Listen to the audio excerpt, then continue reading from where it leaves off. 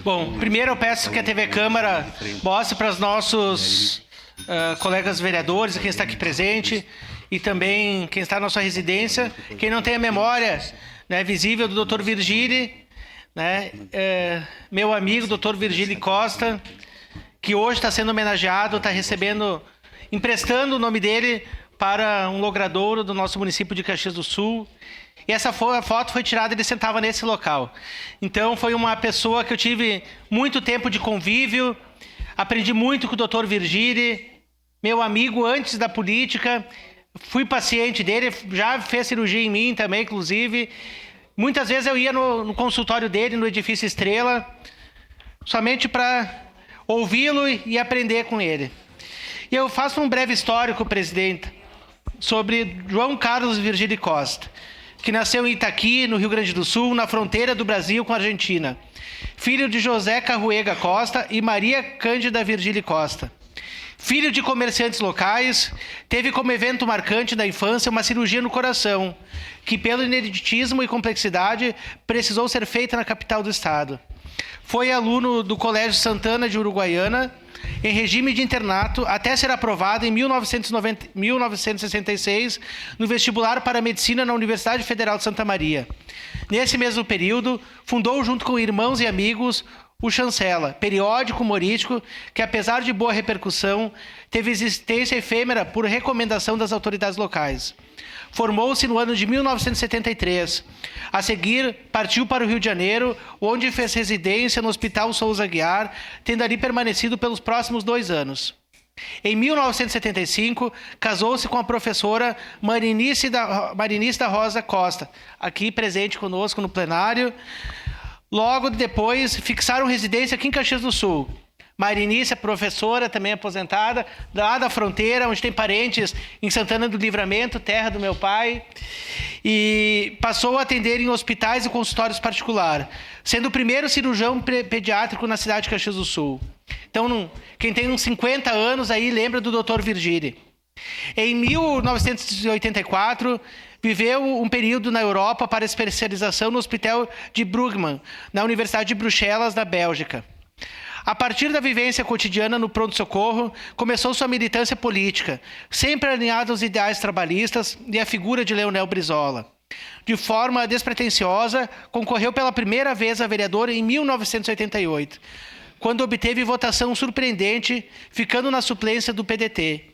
Em 1992, no governo Alceu Colares, foi nomeado delegado regional de saúde.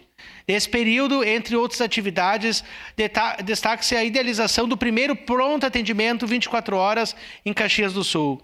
Em 1996, foi eleito vereador pelo PDT, com mandato marcado pela defesa das bandeiras do partido, sobretudo a saúde pública. Nos anos seguintes, trabalharia junto a sindicatos, unidades básicas de saúde, Postão 24 horas, que ajudou a criar, além de atender como médico da família na cidade de Bento Gonçalves.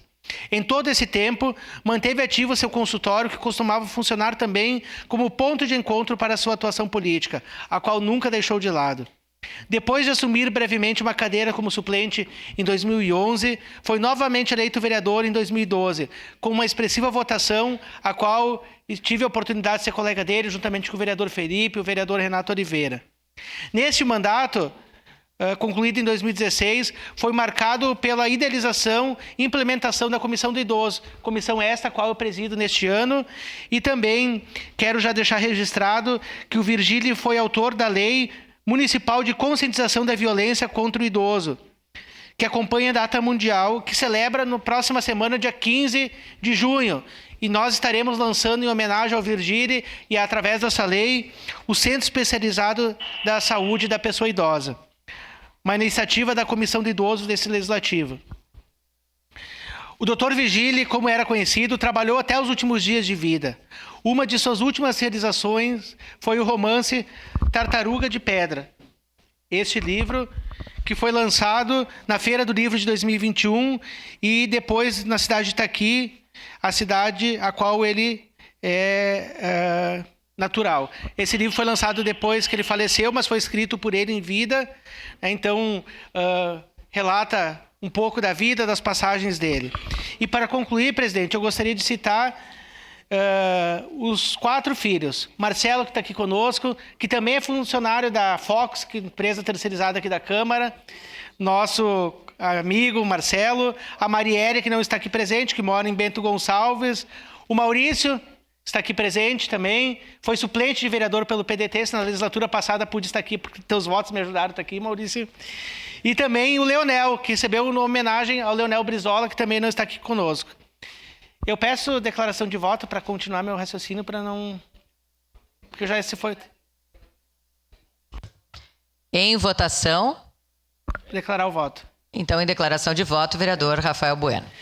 O Virgílio gostava muito de futebol, de tomar uma cervejinha, né, e também de leitura. E uma das imagens que eu tenho do Virgílio... Declarar o voto.